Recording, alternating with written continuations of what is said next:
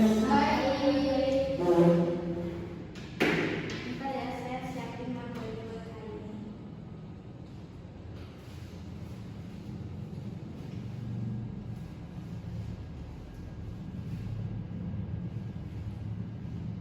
Ada yang bisa bantu saya buat PPT-nya?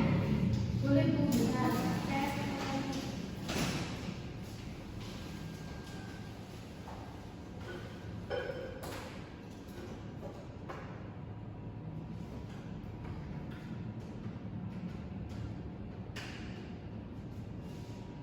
tuh kan dia tuh.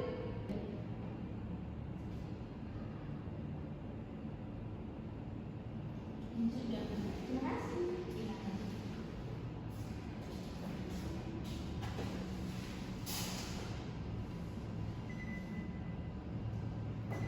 Baik, sebelum saya mulai materi hari ini, saya mau tanya apa di sini apa yang ada yang masih ingat kita minggu kemarin bahas materi tentang apa?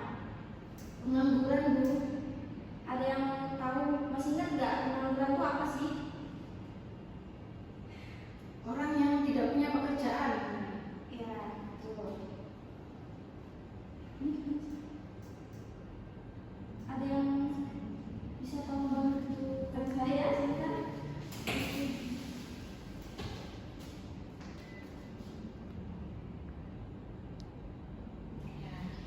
Jadi materi yang akan kita bahas pada hari ini adalah pasar uang dan ekonomi digital. Sebelumnya ada yang tahu apa itu pasar uang? Belum. Ya, ada yang tahu ya. Jadi pasar uang itu tempat di mana transaksi jual beli yang dilakukan dalam jangka pendek, umumnya kurang dari 1 tahun.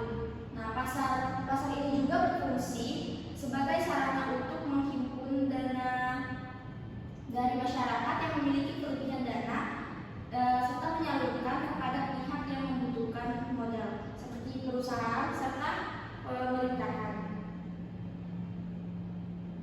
Sebelum saya lanjut, apa ya ada yang belum kalian pahami atau ada yang ditanyakan? Sudah Bu. Baik, kita lanjut ya.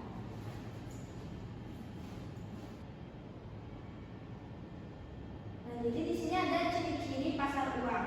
Yang pertama itu ada jangka pendek. Jangka pendek ini merupakan instrumen yang diperjualbelikan di pasar yang memiliki jatuh tempo yang kurang dari 1 tahun. Nah, yang kedua itu ada likuiditas. Likuiditas tinggi ini merupakan instrumen di pasar uang yang mudah diperjualbelikan sehingga lebih cepat menghasilkan uang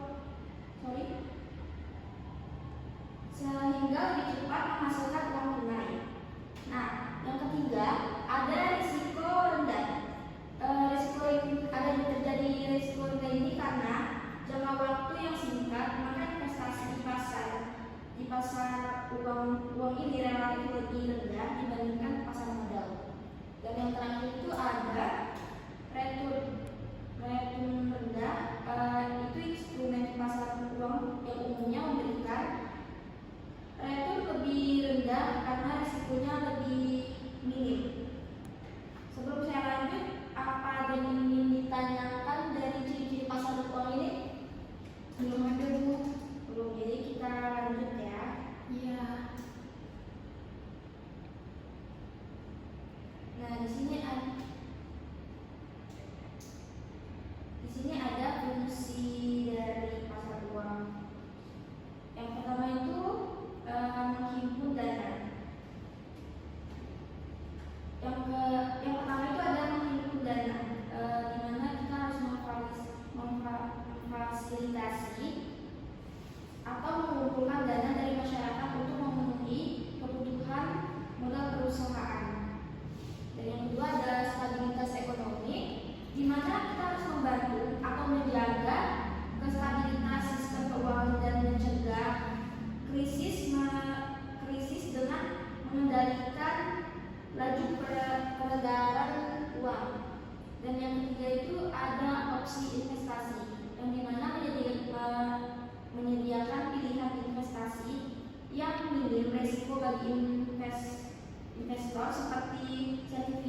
deposito, dan surat berharga komersial.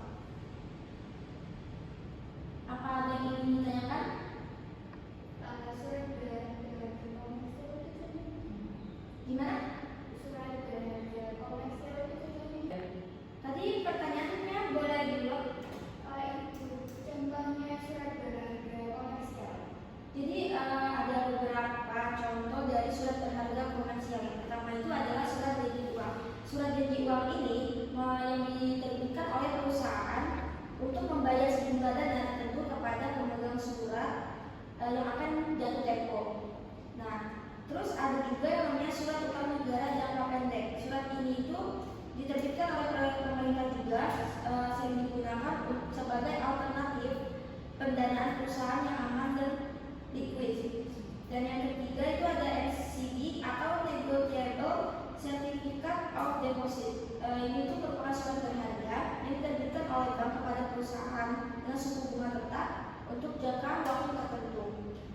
Dan yang terakhir itu ada banker acceptancy yang merupakan surat berharga yang diterbitkan oleh perusahaan dengan jaminan pembayaran oleh bank. Umumnya digunakan untuk transaksi perdagangan internasional. Apa sudah mengerti? Sudah? Baik, kita lanjut. Nah, di sini juga ada yang namanya instrumen pasar uang. Yang pertama itu adalah sertifikat Bank Indonesia, surat utang jangka pendek yang diterbitkan oleh Bank Indonesia. Yang kedua ada commercial paper. Commercial paper ini surat utang jangka pendek yang diterbitkan oleh perusahaan tanpa jaminan. Yang ketiga adalah treasury bills. Surat utang ini merupakan surat jangka pendek yang diterbitkan oleh yang ketiga ini ada treasury bills, yaitu surat utang jangka pendek yang diterbitkan oleh pemerintah. Dan yang keempat deposito berjangka. Ini merupakan simpanan di bank yang hanya bisa diambil setelah jangka waktu tertentu. Dan yang kelima ada call money, merupakan pinjaman jangka sangat pendek antar bank. Nah, sebelum kita lanjut pada materi yang kedua, di sini saya punya jajan ya. Saya punya jajan dan kalau ada yang bisa menjawab pertanyaan saya kasih jajan ini. Nah, ada yang tahu nggak sih apa itu ekonomi digital? Saya Bu. Ya, silakan. Setahu saya ekonomi digital itu ekonomi yang sudah menggunakan teknologi modern pada saat ini. Mungkin bisa dikatakan seperti penggunaan kris atau e-money saat ini.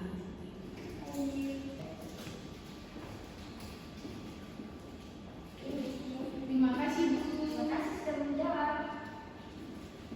Nah, jadi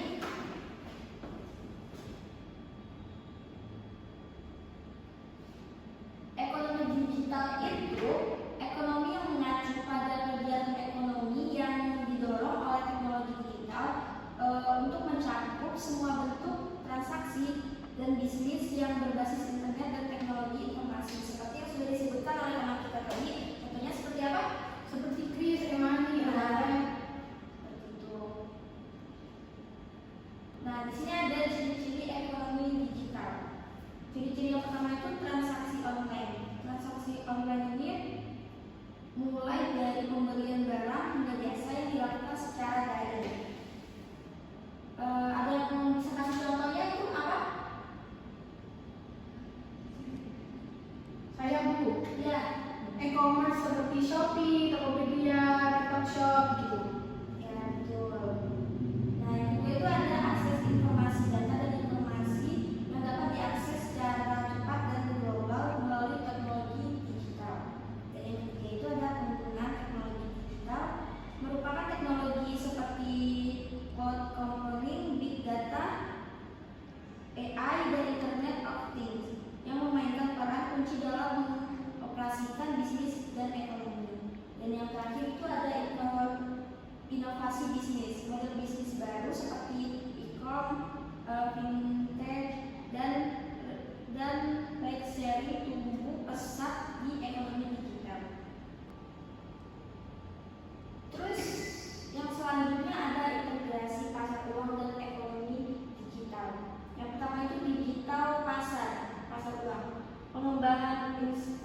infrastruktur pasar uang ini mendukung transaksi digital seperti pembayaran elektronik dan investasi online.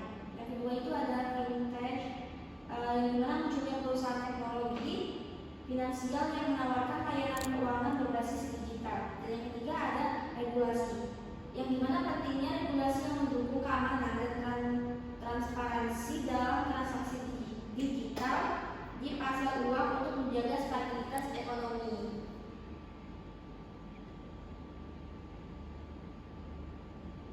Nah, di sini ada contoh instrumen pasar. Yang pertama itu ada sertifikat bank, terus ada deposit berjangka, ada commercial paper, dan yang di bawah itu ada treasury bills.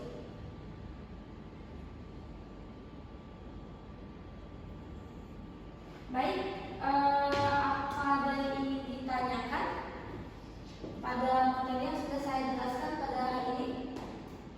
Ada Bu. Ya, apa? Tadi ada apa namanya yang di bagian instrumen. Iya.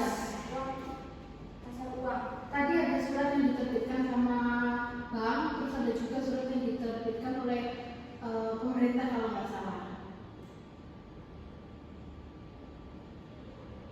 Nah, Ibu masih ke belakang. Iya. Nah ini. Nah itu kira-kira antara nomor 1 sama nomor 3 itu kan sama-sama utang jangka pendek ya Bu. Tapi yang menerbitkan kan beda. Yang menerbitkan yang satu Bank Indonesia, yang satu pemerintah. Nah kira-kira itu untuk kita lebih baik itu menggunakan instrumen pasar uang yang mana, dan maksudnya itu di antara dua itu yang paling terbaik itu yang mana gitu. Nah, kalau yang lebih diprioritaskan itu keamanan dan stabilitasnya, itu kita lebih baik memilih yang nomor 3 yaitu treasury bills. Kalau memilih yang berfokus pada pengendalian atau institusi keuangan, itu bisa kita pilih yang SBI. Nah, jadi sebenarnya keduanya itu sama-sama bagus, tapi yang lebih disarankan dan sering digunakan oleh masyarakat itu menggunakan the bills karena itu lebih populer dan lebih terperinci aja gitu. Apa ada yang masih ditanyakan atau ada yang belum paham dari materi saya sampaikan barusan? Sudah Bu. Baik, karena semuanya sudah paham,